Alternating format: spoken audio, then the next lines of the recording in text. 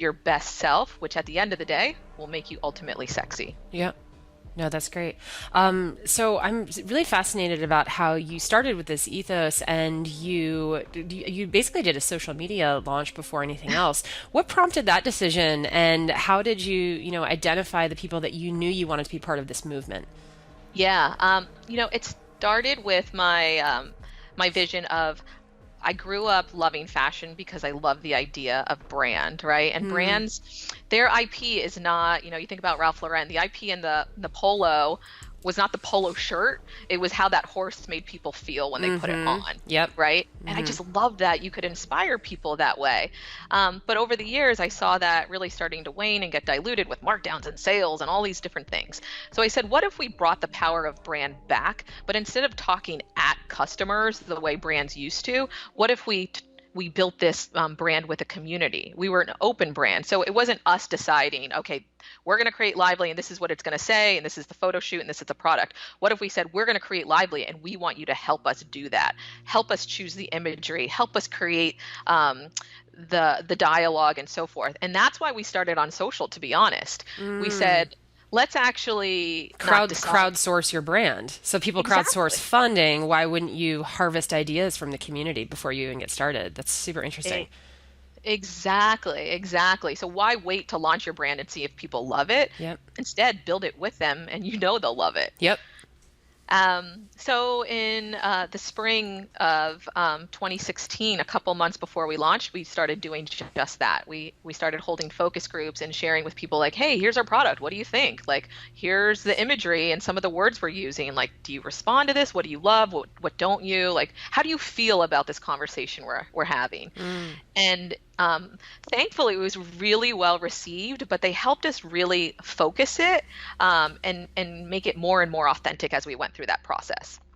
And then we went to Instagram and we started posting images and those taglines that we worked with our focus groups on and community on creating.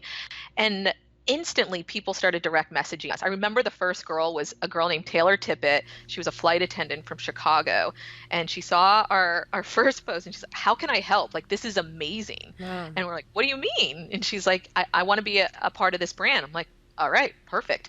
And so we started to create rules. We said, we will only share imagery and taglines that represent our ethos. We will not tell anybody the price of our product. We will Hmm. not push the features of our product. We will only stand for the movement first and foremost. And we started to build, we had about 100 ambassadors that we built a network of, focusing honestly, purposefully in the middle of the country because we didn't want to just focus on New York and California. We wanted to make sure this brand was accessible Hmm. to most geographically. And That's rare, and by the there, way. That's very rare. Yeah. yeah. And so we were looking at women's profiles, not for the number of followers they had, but for what their feed had in terms of content. Were they living a fulfilling life? Did they demonstrate that they were truly passionate about something, whether it was food or art or professionalism, whatever it was? Are they passionate people? And that's how we curated the crew. Yeah. And it's interesting because a lot of people think of Instagram as being a superficial medium. But what I've noticed is that over the past few years in particular, it actually fits in very well to one of Tony's famous quotes, which is meaning equals emotion and emotion equals life. So there are some really fascinating artistic things going on Instagram that does seem to carry more meaning. And then that meaning carries over into an emotion. And when you're talking about building a brand, what is a brand? To your point about Ralph Lauren, it's the emotion that you feel about it, and that's ethereal, and that's something that's long lasting as well. Mhm. So I love that you took that approach. Now, is this the kind of approach though that you would recommend to other people? Absolutely. Mm, Because from a business standpoint, and we've held these rules to this day, right? So we still do not acquire customers based on price first, even though our product has an incredible value. hmm We still, at the top of our marketing funnel, focus on ethos. And because of that, our customer is just beyond amazing. Her lifetime value, her repeat rate, her word of mouth, all of it is just beautiful, including the diversity of it. So you look at our household income, it's a rainbow. It doesn't matter if you make Mm. 50,000 or 500,000. It doesn't matter if you live in Minnesota or on the Upper East Side. It doesn't matter if you're 18 years old or 55 years old. We market to a mindset, and it gives our business so much strength. Well, and that gives you scope and scale also, right? I mean, then you're not limiting yourself to certain demographics or geographical profiles. Exactly. And you're not in a product race either, right? So Yeah. whether it's wearables or whatever, you're not trying to beat your last best product per se. You're creating an ethos and a brand that can go in so many different avenues. It doesn't matter if we're selling bras or if we're having concerts. That lively feeling and that inspiration is long lasting. Yep. Apple does the same thing. I think Apple could pivot into almost any industry and it would still succeed. Right. Yeah. So I like that you're talking about how purposely did not limit yourself from the very beginning. One thing that you've done that I think completely sets you apart from the competition is this broad size range. So you've got 50 different styles, 26 sizes. You're also sort of blending the lines between lingerie, active, swimwear. And I mean, I'm a customer and I get your Thank emails you. and I'm like continuously amazed at how the offerings continue to broaden, but the quality seems to remain the same. Does that have to do with your supply chain, or do you have the ability to broaden your range so quickly because of the way that you've set up your operations?